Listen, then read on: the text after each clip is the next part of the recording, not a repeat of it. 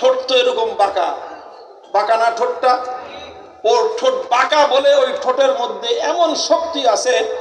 আপনারা অনেক সময় বিভিন্ন দৃশ্যে দেখা যায় যে এতটুকু একটা ঈগল পাখি এত বড় একটা মাছ ও যে ওর দুই পাঞ্জা দিয়ে ধরছে আর দুই ঠোঁট দিয়ে যে ধরছে, ওর নিজের শরীরের থেকে হয়তো 3 গুণ বেশি ওজন হবে, কিন্তু ওই মাছ তার পাঞ্জা থেকে ছুটার শক্তি তার নাই। কথা বলেন ঠিক না বেঠিক? তো এই বাজ পাখির শক্তি কিসের মধ্যে? বাজ পাখির শক্তি হলো ওর যে দুইটা পাঞ্জার যে নখগুলিও বাঁকা বাঁকা, সাধারণ মানুষের মতো সোজা নখ না। ঈগল পাখির নখ কেমন? বাঁকা। ঠোঁট কেমন? বাঁকা। এই বাঁকা ঠোঁট আর বাঁকা নখের মধ্যেই হলো ওর শক্তি। এই পাঞ্জা দিয়ে যখন কোনো একটা কিছু ধরে, এটা আর ছুটার আর উপায় নাই। এখন এই বাদশার বাজ পাখি, আরাম প্রিয় বাজ পাখি, এমনি বন জঙ্গলের বাজ পাখি তো শিকার করে খায়, পাখি ধরে, মাছ ধরে, এটা ওইটা পোকা মাকড় ধরে ধরে খায়। বাদশার রাজপ্রাসাদে বাজ পাখি পালিত হয়, তার তো আর শিকার করতে হয় না। এই বাজ পাখিকে বাদশা ভালো ভালো খাবার খাওয়ায় পালে, খুব আরাম আয়েশে থাকে। হঠাৎ করে এক বাজ পাখি একদিন বাদশার বাড়ি থেকে উড়াল দিয়ে গিয়ে এক বৃদ্ধা বুড়ির বাড়িতে গিয়ে পড়ছে। এখন বুড়ির বাড়িতে গিয়ে যখন পড়ছে, ক্লান্ত হয়ে গেছে উঠতে উঠতে, তো এখন বুড়ির এই বাজ পাখিটাকে দেখে খুব মায়া লাগছে যে আহারে পাখিটা ক্লান্ত হয়ে গেছে। এখন সে পাখিটাকে ধরে নিয়ে ঘরের ভিতরে নিয়ে গেছে। এখন ঘরের ভিতরে নিয়ে পাখিকে খাবার দেয়, পানি দেয়, কিন্তু এই পাখি ক্লান্তির কারণে কিছু খায়ও না, কিছু পানও করে না। তো বুড়িটার খুব মায়া লাগছে যে আরে ওর ঠোঁটটা বেঁকা তো ওই জন্য খাইতে পারে না, এবং ক্লান্তির কারণে দাঁড়াইতেও পারতেছে না, নখগুলো বাঁকা বাঁকা তো এই জন্য ও দাঁড়াইতেও পারতেছে না। এখন এই বুড়ির মায়া দয়া লাগছে এত বেশি বাজ পাখির উপর, এখন সে ব্লেড নিয়ে আইসা ওর বাঁকা ঠোঁট কাইটা সোজা করে দিচ্ছে, ওর হাতের পাঞ্জার নখগুলি সব কেটে কেটে সোজা করে দিছে। আচ্ছা এখন বলেন, ঈগল পাখির শক্তি হলো ওর বাঁকা ঠোঁটের মধ্যে, ওর শক্তি হলো ওর বাঁকা নখের মধ্যে।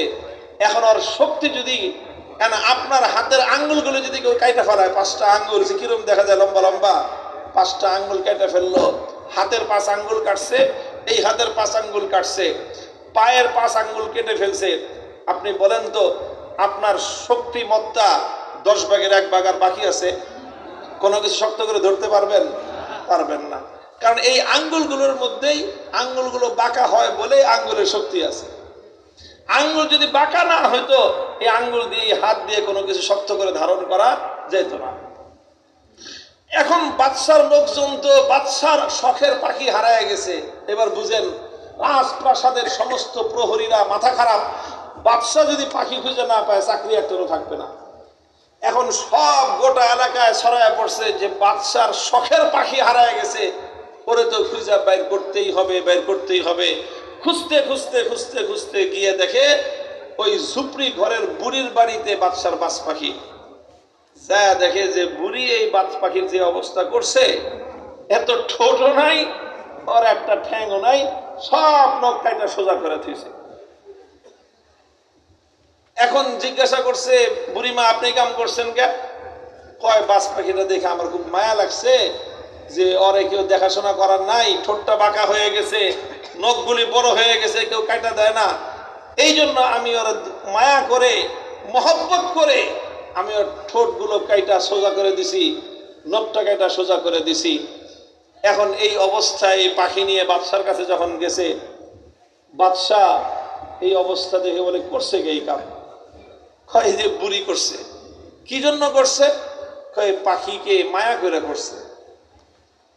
তখন বলল যে হায় রে নাদান দোস্ত, মূর্খ উপকারী, মূর্খ বন্ধুর কপালে পাল্লায় যদি কেউ পড়ে, মূর্খ বন্ধুর পাল্লায় যদি কেউ পড়ে, তাহলে ওই মূর্খ বন্ধু তোমার উপকারের নামে তোমার সারা জিন্দগির সারে সর্বনাশ ঘটায় ছাড়বে। কিছু মানুষ এরকম আমাদের দ্বীনি শিক্ষা ব্যবস্থার মূর্খ বন্ধু সেজে আমাদেরকে এসে নানা ধরনের সলা পরামর্শ দিতে চায়। মাদ্রাসা শিক্ষা ব্যবস্থার বেসিক বুনিয়াদী শক্তিকে তারা দুর্বল করে দিতে চায়। তারা বিল্ডিং এর পিলার গুলোকে সরায় সেই জায়গায় দরজা বানাইতে চায়। তারা বিল্ডিং এর বুনিয়াদ গুলোকে, পিলার গুলোকে আপন জায়গা থেকে সরিয়ে সেখানে দেয়াল তুলতে চায় আর সেখানে জানালা দিতে চায়। তারা হলো ইসলামের নাদান দোস্ত। এদের পাল্লায় পড়ে যদি কেউ দ্বীন শিক্ষার, কওমি মাদ্রাসা শিক্ষা ব্যবস্থার মূল সিলেবাসকে কাটছাট করে দেয়, তাহলে তাদের পরিণামও ওই রকম হবে। বাদশার শাহী প্রাসাদের বাস পাখি নাদান এই বৃদ্ধার বাড়িতে গিয়ে নিজের ঠোঁট আর নখ হারিয়ে সে যেমন তার সমস্ত শক্তিমত্তা হারিয়ে বসেছিল, উম্মতের শক্তির সর্বশেষ আশ্রয় মাদ্রাসা যেগুলো এদেশের এই উম্মতের সর্বশেষ দুর্গ, সেই দুর্গগুলো ধসে পড়বে। উম্মত তার সর্বশেষ আশ্রয়স্থল হারিয়ে ফেলবে।